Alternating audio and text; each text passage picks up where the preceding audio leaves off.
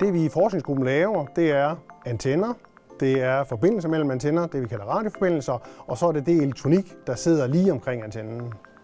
Det er simpelthen antenner, der er sat ind i alle mulige produkter. Et godt eksempel er jo mobiltelefonen, men man kan se, at de kommer jo alle steder, de her antenner. Og det er det, der har gjort, at vi er blevet så stor en forskningsgruppe, fordi der skal være antenner i alt, og forskellen på, om det er godt eller knap så godt, er kæmpestor. I min station har vi mange laboratorier. Vi har i princippet 2 forskellige slags. En, der måler på antenner, og en, som måler på radiosignalerne, og derudover på elektronik. Det, som vi arbejder meget med, det er, at der skal være antenner i næsten alting. Alting skal være trådløst. Det kræves også større og større datamængder, og igen vil man ikke have, at antenner er noget, der stikker ud af produkter for eksempel. Det kommer jo i vores biler nu. Alt bliver forbundet til internettet, det der hedder Internet of Things.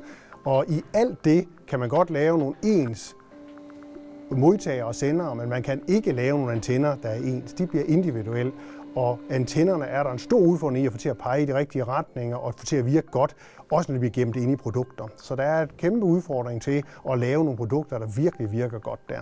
Det vigtigste i vores forskning, det er at kunne lave nogle løsninger, så at man kan få en rigtig god forbindelse uden at bruge ret meget strøm. Det hele går egentlig på at bruge så lidt energi som muligt. Og den energi, vi laver til at sende og modtage med, den skal ikke være ret stor, hvis den bliver sendt det rigtige sted hen. Men ofte så bliver kun en milliondedel af det, eller en milliardedel af det brugt. Resten bliver sendt i forkerte retninger. Så det er egentlig helt stor udfordring, vi altid har, det er at få sendt så meget af energien det rigtige sted hen, og bruge så lidt total energi som overhovedet muligt, for at overføre så meget data som overhovedet muligt. Vi gør en meget, meget stor forskel, når vi laver en god løsning eller en rigtig god løsning. Det er ikke sådan noget med, at så er det 8% bedre. Det er ofte mange gange bedre.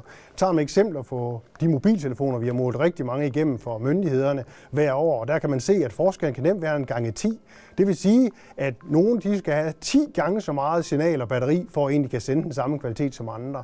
Så der er en kæmpe forskel i, om du kan lave et godt antennedesign, som integrerer godt sammen med produktet, eller du ikke kan.